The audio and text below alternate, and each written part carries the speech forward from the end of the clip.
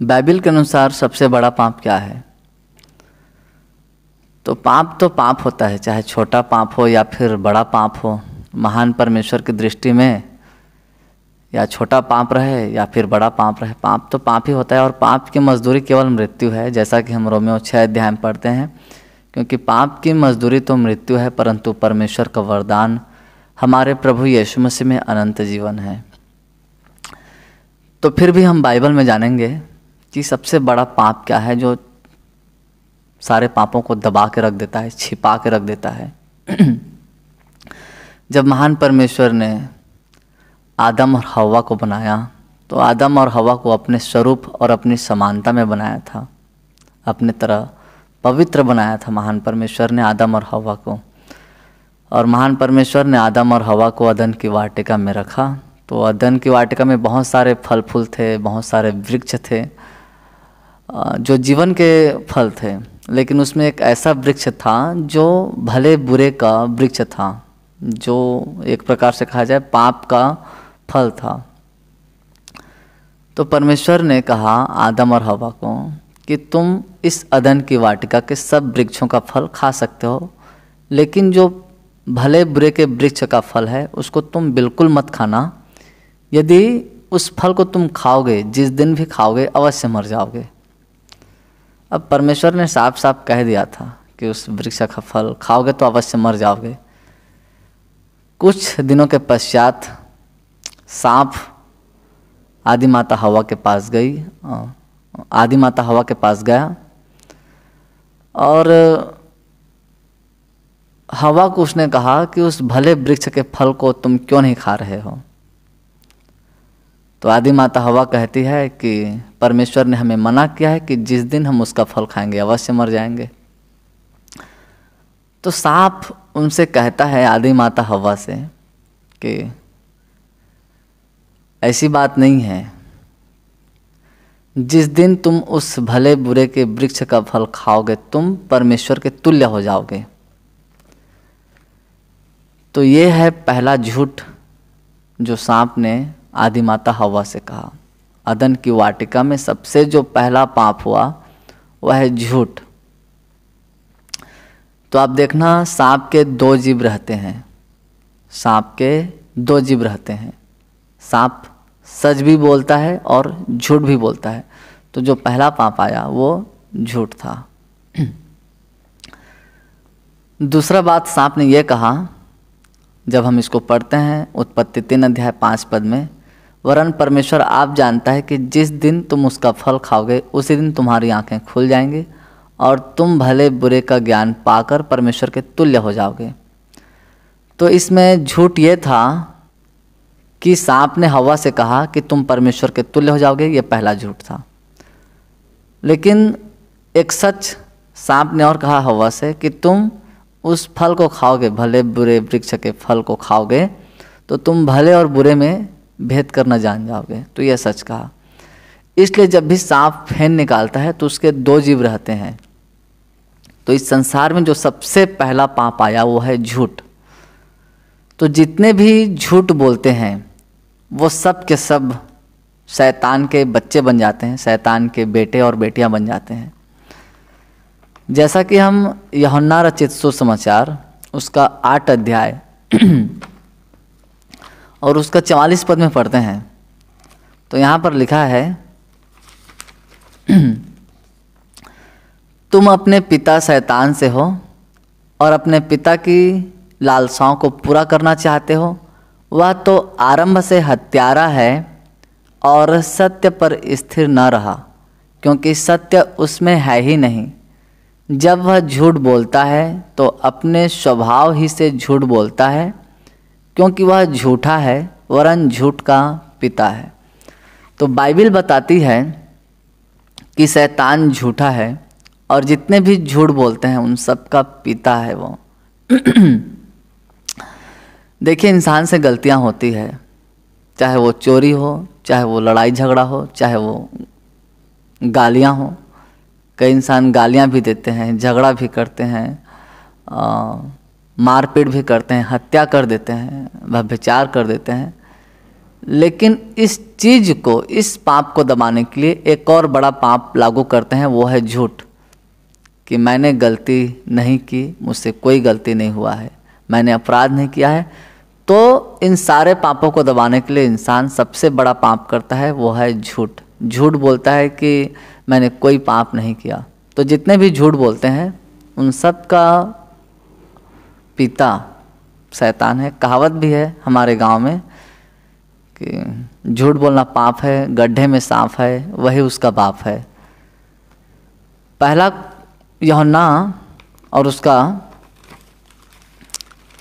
पहला अध्याय और उसका 1 का 8 और 9 और 10 पद हम पढ़ेंगे तो यहाँ पर लिखा है, यदि हम कहें कि हम में कुछ भी पाप नहीं तो अपने आप को धोखा देते हैं। यदि हम कहें कि भाई मैंने कोई पाप नहीं किया है, मुझसे कुछ भी गलती नहीं हुआ है, मैंने जीवन भर हमेशा सच की राह पर चला है, तो हम अपने आप को धोखा दे रहे हैं, हम स्वयं को धोखा दे रहे हैं। क्योंकि हम इंसान हैं, जाने अनजाने कुछ न कुछ गलतियां हमसे हो जाती है। लेकिन यदि हम कहते हैं कि हमसे कुछ भी पाप नहीं हुआ है तो हम स्वयं को धोखा देते हैं, स्वयं को। और हम में सत्य है ही नहीं, और हम में सत्य नहीं, तो इसका मतलब यदि हमारे अंदर सत्य नहीं है तो क्या है? झूठ है। और जहाँ झूठ है वहाँ शैतान है। यदि हम अपने पापों को मान लें तो वह हमारे पापों को क्षमा करने और हमें सब अधर्म से शुद्ध करने में विश्वास योग्य और धर्मी है। परंतु यदि हम अपने अपराधों को मान लेते हैं, अपने पापों को मान लेते हैं कि भाई मैं तो गुनहगार हूँ या फिर मैंने गुनाह किए हैं, तो सर्वशक्तिमान परमेश्वर हमारे अपराधों को क्षमा करता है। जब हम यीशु मसीह के नाम में अंगीकार करते हैं कि परमेश्वर मुझसे अपराध हुआ है, मुझे यीशु के नाम में क्षमा कर, और यीशु को अपना उद्धारकर्ता जब स्वीकार करते हैं तो परमेश्वर हमें यीशु के नाम में क्षमा कर देता है। और सारे अधर्म से, सब अधर्म से शुद्ध करने में विश्वास योग्य और धर्मी है। सारे अधर्म से, जितने भी अधर्म के काम हमारे जीवन में हुए थे या फिर हुए हैं, उन सब से परमेश्वर हमें यीशु मसीह के लहू के द्वारा पाक साफ कर देता है। यीशु ही सत्य है, हम सब जानते हैं। यदि हम कहें कि हमने पाप नहीं किया, यदि हम कहते हैं कि हमने कुछ भी पाप नहीं किया, तो उसे झूठा ठहराते हैं। यदि हम कहते हैं कि हमने कुछ भी अपराध नहीं किया, कुछ भी पाप नहीं किया, तो हम परमेश्वर को झूठा ठहराते हैं और परमेश्वर का वचन हम में है ही नहीं। देखिए, इंसान से जाने अनजाने गलतियां होती है, लेकिन इसका मतलब ये नहीं कि हम उन गलतियों को छिपाने के लिए झूठ बोलें कि मुझसे कुछ भी गलतियां नहीं हुई है। तो झूठ सबसे बड़ा पाप है, इसलिए कभी हम झूठ ना बोलें। हम जब भी झूठ बोलते हैं शैतान हमारा पिता बन जाता है, और जब हम सच बोलते हैं तो हम परमेश्वर के करीब जाते हैं। यदि हम इस संसार के रचयिता जो प्रभु यीशु मसीह है, क्योंकि यीशु ने कहा है कि मार्ग, सत्य और जीवन मैं हूँ। यीशु मसीह ने दावा किया है कि सत्य मैं हूँ। हम ये सब जानते हैं कि सत्य ईश्वर है, तो यीशु मसीह ने दावा किया कि सत्य मैं हूँ, तो यीशु मसीह ईश्वर है। और यदि हम यीशु का इनकार करते हैं, यीशु को प्रभु नहीं मानते, तो इसका मतलब हम परमेश्वर को झूठा ठहराते हैं और हम स्वयं पाप के बंधन में पड़े हुए हैं। तो हर एक कोई इंसान जो झूठ भी बोलता है और सच भी बोलता है, वो सारे के सारे सांप के बच्चे कहलाते हैं। एक और आयत है भजन संहिता में, जिसको हम पढ़ेंगे। भजन संहिता 12 अध्याय 2 और 3 पद, और यहाँ पर लिखा है, प्रत्येक मनुष्य अपने पड़ोसी से झूठी बातें कहता है, वे चापलूसी के होठों से दोरंगी बातें करते हैं। दोरंगी बात का अर्थ है कि इसी मुंह से हम सच भी बोलते हैं और इसी मुंह से हम झूठ भी बोलते हैं। इसी को कहते हैं दोरंगी बात। अपने मुंह से सत्य के रंग को भी बोलना और झूठ के रंग को भी बोलना, तो दोरंगी बात है ये। प्रभु सब चापलूस होठों को, ऐसे होंठ जो चापलूसी की बातें करते हैं झूठ बोल बोल कर, और उस जीभ को जिससे बड़ा बोल निकलता है काट डालेगा। अक्सर कई आजकल स्कीम वाले आते हैं और झूठ बोल बोल कर चापलूसी की बातें कह कह कर लोगों को फंसा लेते हैं, उनके पैसे को ठग लेते हैं। तो जितने भी चापलूसी की बातें करते हैं, झूठ बोलने वाले जो जीभ हैं, बाइबल कहती है कि प्रभु ऐसे जीभ को काट डालेगा। इसलिए हम अपने होठों से बिल्कुल दुरंगी बात न करें। हम केवल सत्य के परमेश्वर को, अर्थात वो महान परमेश्वर जो सत्य का परमेश्वर है, हम उसे अपने जीवन में महत्व दें। एक और आयत हम पढ़ेंगे इसको समझने के लिए परमेश्वर के वचन में। मत्ती रचित सुसमाचार और 3 अध्याय 7 पद, और यहाँ पर लिखा है, जब उसने बहुत से फरीसियों और सदूकियों को बपतिस्मा के लिए अपने पास आते देखा तो उनसे कहा, हे सांप के बच्चों, तुम्हें किसने जता दिया कि आने वाले क्रोध से भागो, इसलिए मन फिराव के योग्य फल लाओ। जब यूहन्ना बपतिस्मा देने वाला बपतिस्मा दे रहा था तो बहुत सारे फरीसी और सदूकी बपतिस्मा के लिए उसके पास दौड़े चले आए। तो यूहन्ना बपतिस्मा देने वाला उनसे कहने लगा कि हे सांप के बच्चों, किसने जता दिया कि आने वाले क्रोध से भागो, पहले मन फिराओ के योग्य फल लाओ। इसका सही अर्थ है कि अपने मन को फिराओ झूठ से, अपराध से। लेकिन फरीसी और जो सदूकी थे उन्होंने अपने मन को नहीं फिराया था, इसलिए यूहन्ना बपतिस्मा देने वाले ने उन्हें सांप का बच्चा कहा। तो सांप के बच्चे कौन हैं? जितने भी अपने जीवन से दुरंगी चाल चलते हैं या फिर दुरंगी बात बोलते हैं, दो रंग दो चाल, अंदर कुछ और बाहर कुछ और। इस बात को हम समझें और हम इसे समझने के लिए परमेश्वर के वचन में पढ़ेंगे यूहन्ना रचित सुसमाचार 3 अध्याय।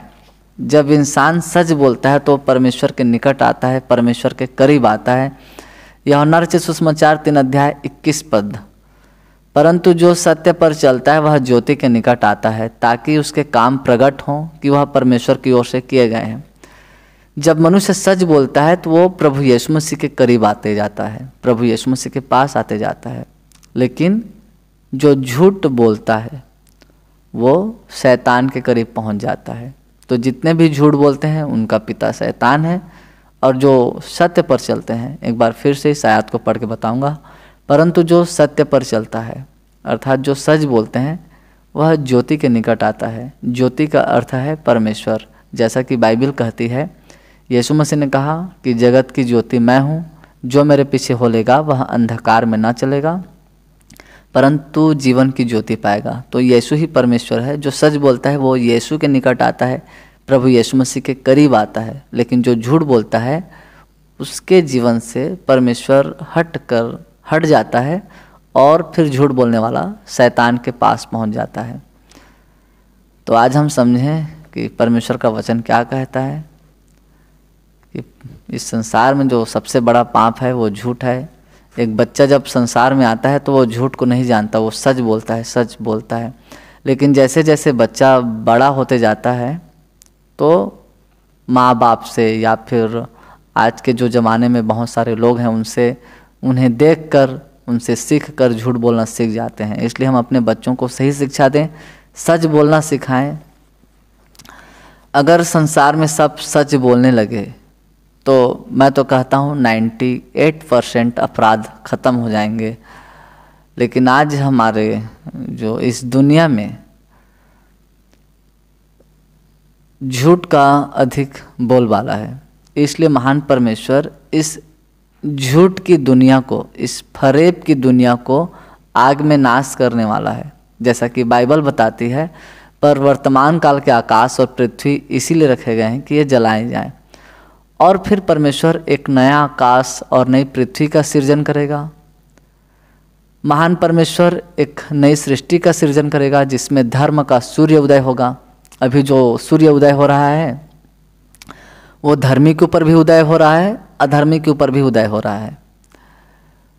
लेकिन नया आकाश और नई पृथ्वी जो परमेश्वर बनाने पर है, धर्म का सूर्य जो बनाने पर है, उसमें केवल परमेश्वर के जो लोग हैं, जो प्रभु यीशु मसीह के राहों पर ईमानदारी से और सच्चाई से चलेंगे, वही पहुंच पाएंगे। लेकिन जो झूठ बोलने वाले हैं वो स्वर्ग राज्य के बाहर खड़े रहेंगे और उसमें प्रवेश कर ही नहीं पाएंगे।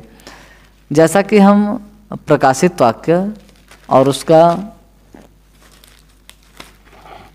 21 अध्याय और उसका